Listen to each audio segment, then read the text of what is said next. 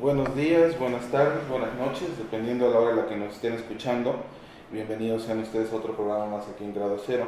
Y pues hoy tenemos el gusto de platicar con el doctor Alberto Paredes. Él es maestro de la Facultad de Filosofía y Letras de la UNAM. Aparte que ha hecho varias estancias de investigación en Sao Paulo, en París, en varios lugares del mundo. Y él se ha dedicado mucho a trabajar la cuestión de la crítica literaria y la literatura. Así es.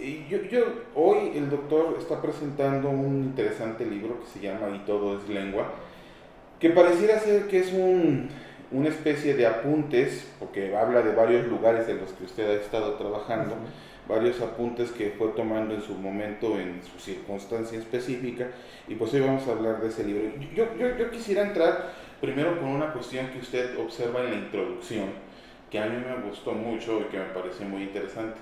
Usted ya suena una persona que lee poco y relee mucho.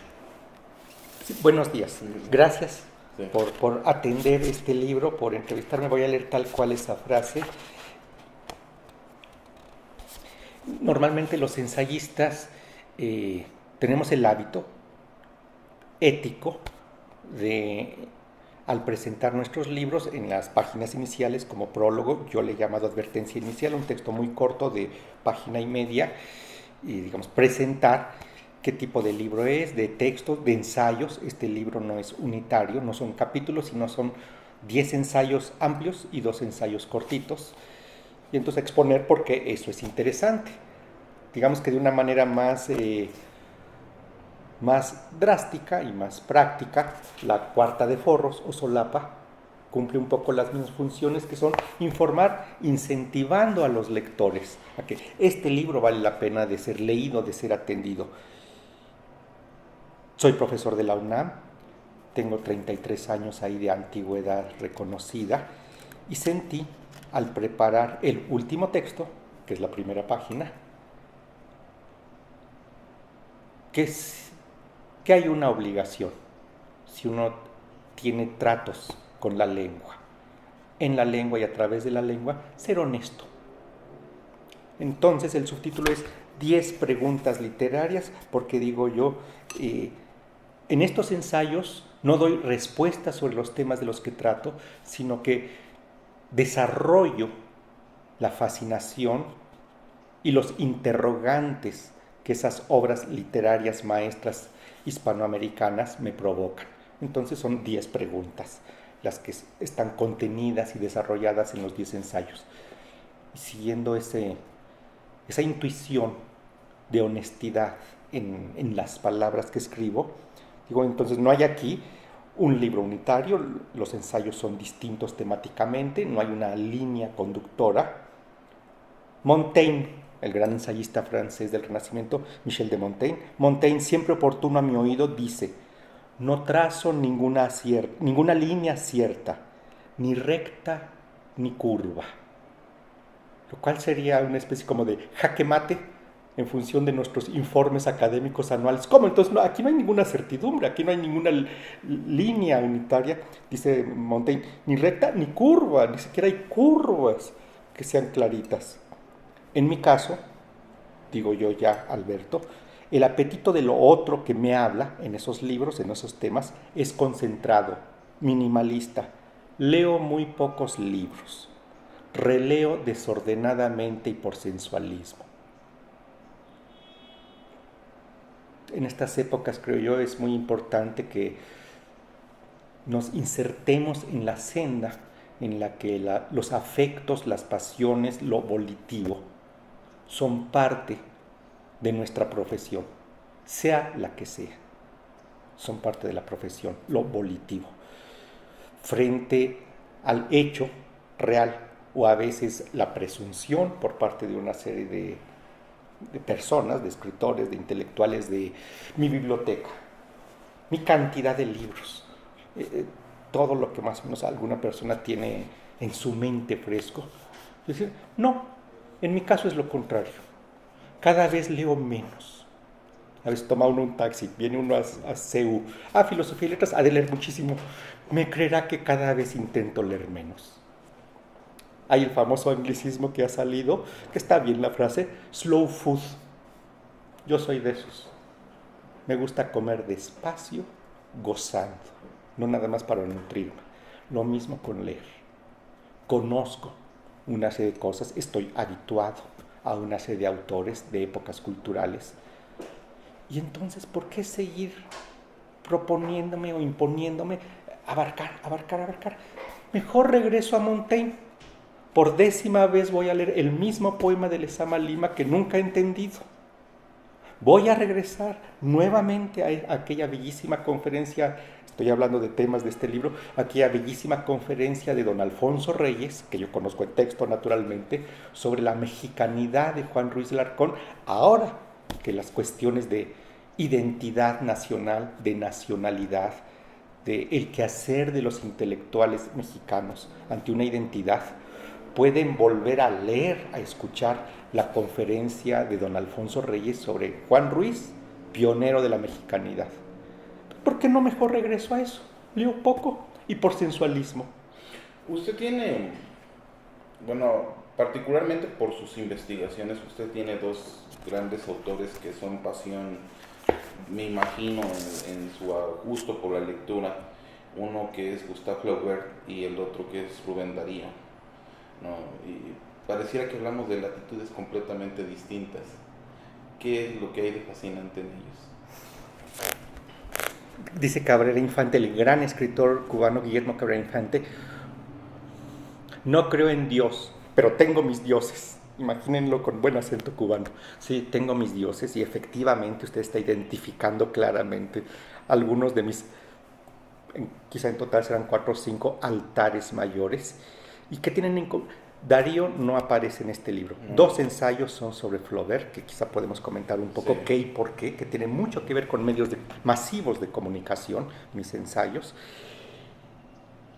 La obsesión por las palabras, el entregar su vida, lo mejor y lo peor de su vida, profesional, personal, íntima, lo más lúcido y lo más delirante de su vida, a escribir bien. Elegí el título para el libro del último ensayo, Y todo es lengua, en donde digo en ese ensayo el tema proverbial para los filósofos del lenguaje, de que las palabras finalmente están aisladas de las realidades cotidianas, y taza, cup, verre, se puede decir de muchas maneras este objeto en el que estoy tomando mi infusión. Es posible porque las palabras más bien son una arbitrariedad humana, una convención humana para comunicarnos entre nosotros. Pero y si todo es lengua, como dice bellamente don Jaime Labastida, el director de esta editorial Siglo XXI, dice Jaime, creo yo que entendiendo de la excelente manera la esencia de este libro, dice don Jaime Labastida: somos animales de palabras, animales de palabras, por lo tanto de silencios.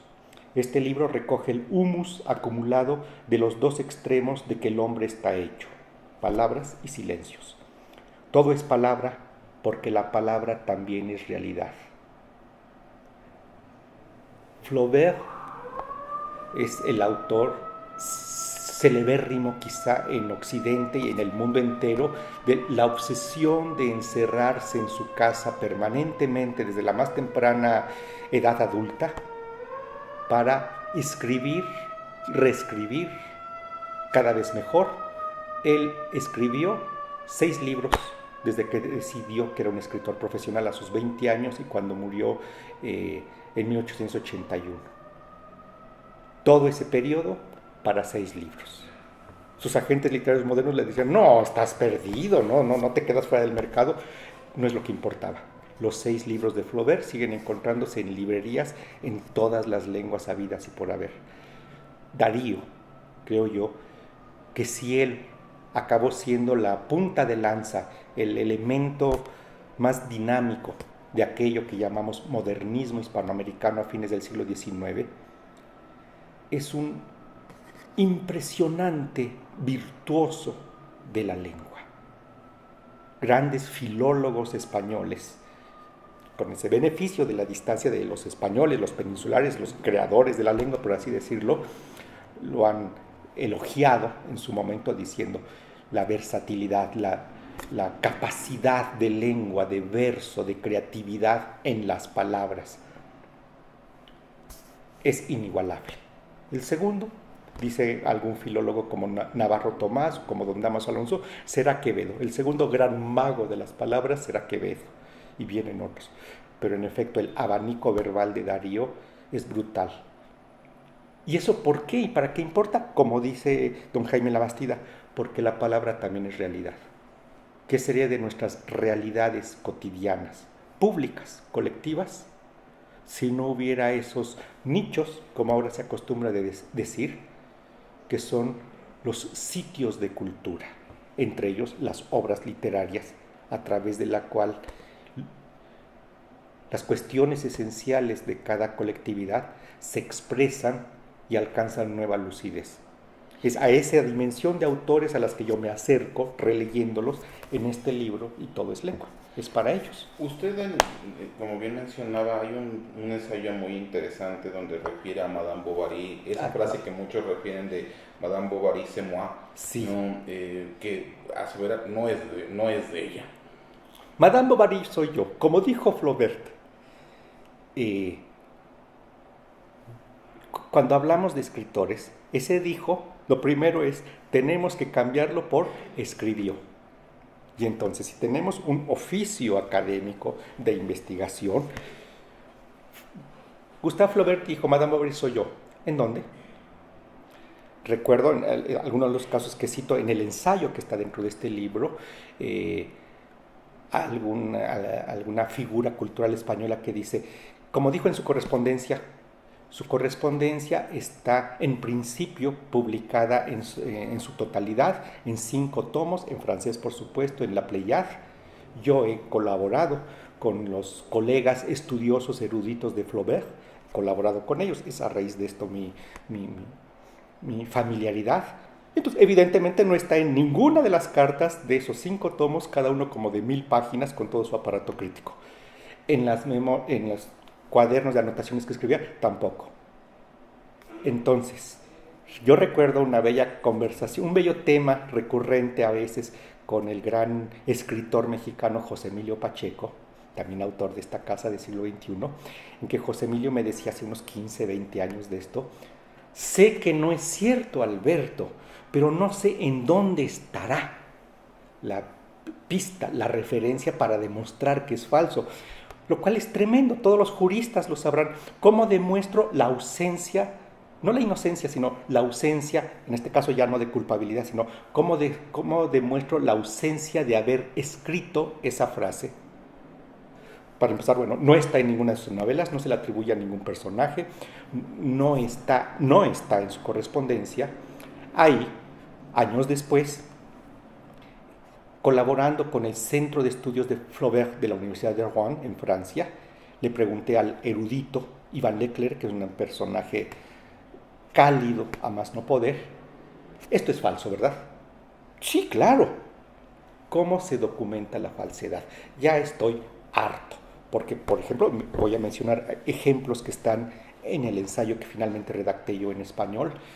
Una edición en Alianza Universidad lo pone en la solapa o cuarta de foros. En un filme sobre Radio France, la institución radial francesa, lo que es el equivalente al IMER de México, en un filme así, Humberto Eco dice la frase. Don Octavio Paz, en una entrevista fidedigna, testimoniada, identificada a unos periodistas de Sao Paulo, Brasil, hace esa alusión con su gran libro sobre Sor Juana, Las trampas de la fe, diciendo, bueno, no es mi caso, dice don Octavio en esa entrevista, como el de Flaubert, de que Madame Bovary sea yo, pero hay algo muy similar. En fin, si hay autores que están teniendo esas dimensiones, como la edición de Alianza Universidad, que circula en todo el mundo de habla hispana, don Octavio Paz, Humberto Eco, le dije yo a Leclerc, ya, por favor, dame la pista. Es muy fácil. La respuesta 11 de nuestro sitio Flaubert, ahí puse los 5 datitos. En una biografía muy posterior sobre Flaubert, de inicios del siglo XX, 1911, si no recuerdo mal en este momento, un biógrafo que todavía alcanzó a conocerlo, no a él, sino al círculo cercano de los sobrevivientes de Flaubert. Él está entrevistando a una dama, quien le dice en un momento dado: mi amiga fulana me dijo que cuando ella lo molestaba mucho para preguntarle, pero ¿cómo se inspiró gran maestro en Madame Bovary? Y entonces le dijo una de estas dos señoras a la otra, a su amiga, pues me dijo que era él y punto. Este señor lo escribe en su libro de 1911. Es un infundio, no hay ninguna base, ningún sustentamiento textual. La última parte de mi ensayo yo me dedico a razonar y explicar por qué Flaubert, dentro de su pensamiento como ser humano y como literato, era imposible que produjera esa frase. Es el autor que más pregona el distanciamiento entre el autor y sus criaturas. Esa novela en particular, él se impuso a escribirla porque el libro anterior que había escrito, sus amigos de juventud, que hacían como taller literario con él, le habían dicho: metes demasiado de ti, hay muchas metáforas muy cursis, muy mal hechas, de mal poeta dentro de tu novela, y estás metidísimo, tienes que distanciarte. Todo esto son cartas, que se puede citar la página en la Pléiade, y entonces Flaubert decidió, sobre una serie de noticias de 2 o 3 mujeres de provincia, de clase media alta, provinciana, casadas, triángulo amoroso, suicidio, decidió él: con estos materiales voy a crear una novela, voy a crear a mi mujercita, ma petite femme. Todo esto es lo que está en su correspondencia, y en decir cómo detesto a mi mujercita, ya llevo años y no sé cuándo voy a terminar. En fin, ese es uno de los aspectos que se ve en mi ensayo. Lo que a mí me resultó vertiginoso en relación a nuestra época, antes de Internet y ahora con Internet incrementado, es qué sencillo es que gran cantidad de personas de distintos niveles culturales, incluso gente con gran lucidez crítica, figuras esenciales del siglo XX, puedan hacerse eco de algo a partir de una credulidad sin ninguna base. Esto es una alegoría que va muy, muy lejos, más allá del caso de Flaubert. Las bolas de nieve se inventan con nada en el centro. Mi ensayo, que está en este libro, que lo recojo impreso en este libro, he tenido la dicha, la satisfacción que la edición autónoma de ese ensayo está en una revista dedicada a literatura de Internet que se llama circulodepoesia.com, y sé constantemente, quienes estén viendo en esta entrevista, dediquen 5 segundos a comprobarlo. Si uno busca en Google la frase Madame Bovary soy yo, mi texto, que es el único desmentido que existe, sale siempre entre el primero y el tercer lugar de Google.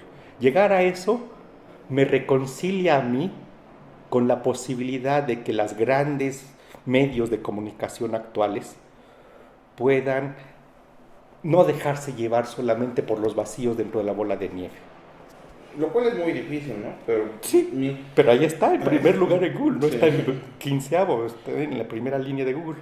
Uno de los ensayos, y tratando de abarcar las cuestiones que me parecen más sustanciales, porque sé que su tiempo es breve, que a mí me parecieron más provocadores, independientemente de Y todo es lengua, es un ensayo donde usted dice que los estudiantes de literatura no aprenden literatura. Sí, me da mucho gusto que me preguntes sobre estos temas, que creo yo que, para empezar, serán de interés de las comunidades específicas. El de Madame Bovary Flaubert nunca dijo Madame Bovary soy yo. Bueno, a los flaubertianos, a los teóricos de literatura, pero también a los teóricos de comunicación, a la población en general. Esto fue una conferencia que se me pidió dar en la facultad, con tema libre, en la Facultad de Filosofía y Letras, y yo elegí algo que venía yo también, como los libros que releo, rumiando. ¿Por qué los estudiantes de literatura no estudian literatura?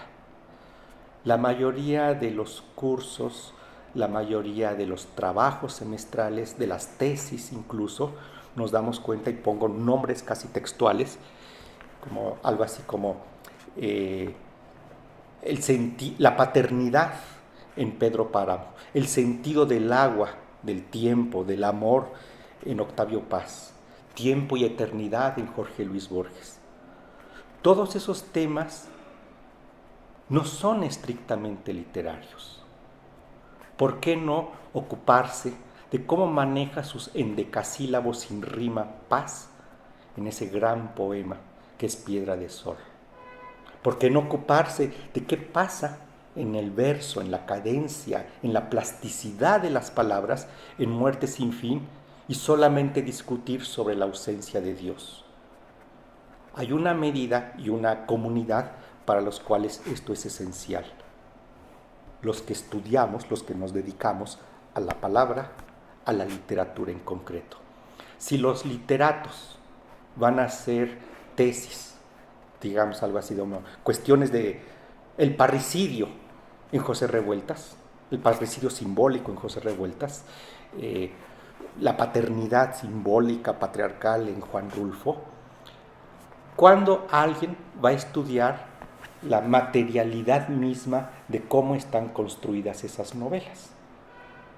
Si los de esa misma disciplina prefieren hacer ensayos pseudo sociológicos, psicológicos, antropológicos, sin tener en realidad una formación muy fuerte y muy sólida de antropólogos, sociólogos, psicólogos, etcétera, para desde esas disciplinas hacer una lectura, le llamaríamos, una interpretación de eso, los elementos simbólicos, en fin, esto que digo, el agua, el aire en Octavio Paz.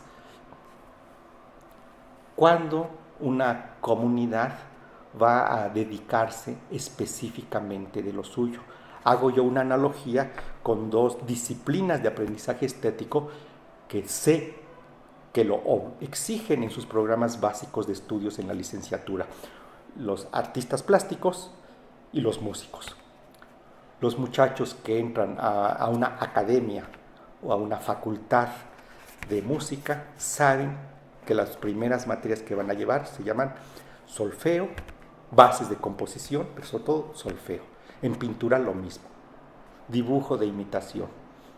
Creo yo que quizá en particular en el medio en español nos hace falta, regresaría yo de alguna manera a algo que he dicho, reunir disciplina con apetitos, con pasión. Suena mucho más atractivo hablar del parricidio en Revueltas que hablar de cómo hace sus párrafos, cómo es la cadencia, la catarata descomunal, delirante de un gran párrafo de Revueltas. Eso porque no estamos capacitados para percibirlo, gozarlo y estudiarlo en sí mismo. Creo yo que a los humanistas en general en Hispanoamérica nos hace falta reunirnos con el sentido, con el placer, con la importancia de la identidad de nuestra profesión. Y que no me vengan con que, entonces eso es muy aislado, eso es muy dicotómico, eso es superespecialización. No, porque el mundo está dentro. Como dice bellamente Jaime Labastida, porque la palabra también es realidad. Diga usted 5 frases, escúcheselas después de escuchar esta entrevista a la persona que usted quiera y dése cuenta cómo en esas 5 frases, si usted las atiende en ellas y todo lo que están diciendo, porque decir también es significar, por supuesto. Hay una enorme ventana si una persona nos ha dicho 5 frases, si hemos leído un editorial de una página sobre un tema contundente, político del momento, si hemos leído un editorial, podemos saber mucho, no solamente lo que explícitamente dice ese editorial, sino de este editorialista o este periódico, si no está firmada la nota editorial, qué perspectiva política tiene, con qué argumenta sus reservas o su adhesión a aquello de lo que está hablando, con qué y cómo argumenta, qué ejemplifica. Todo eso hace como dirían los criminólogos, retrato hablado Para empezar, de quien emitió ese discurso. Y además, llega muy lejos ese retrato hablado, de la sociedad que lo está diciendo. Estamos en un momento crucial de la transición de la presidencia en Estados Unidos. Creo yo, con una serie de grandes sociólogos y politólogos, que el asunto es por qué Estados Unidos llevó a la presidencia a la figura de Donald Trump. Si alguien se ocupa en estar escuchando y escuchando, después de que se han consumado los hechos, sus discursos, lo que dice, su gestualidad, ¿cuánto aprendemos, no de Trump, también de él por supuesto, de los Estados Unidos hoy, de las democracias hoy? En estos momentos se están haciendo los debates para llegar a la definición del candidato de derecha en Francia, que ya está elegido, Monsieur Fillon, y el candidato de izquierda. Yo he seguido, por mi afinidad con Francia, una gran cantidad de debates que primero he sentido un mucho mayor nivel intelectual en los debates franceses que entre Hillary Clinton y Donald Trump. Mucho mayor nivel, mucho menos chisme o acusarlos de una irregularidad que no hubiera afectado a la presidencia de Hillary Clinton, esa cuestión de sus correos. ¿Qué dice cada candidato? Porque eso que dice, sus asesores lo saben, tienen que decir lo que va a ser eficaz, lo que va a conseguir más votos. Todo es lengua, porque todo es realidad. Independientemente de que en su libro aparecen ensayos, como bien mencioné previamente, sobre Sama, sobre Alfonso Reyes, yo quisiera cerrar esta entrevista con una pregunta que me pareció muy interesante sobre su ensayo de Y todo es lengua.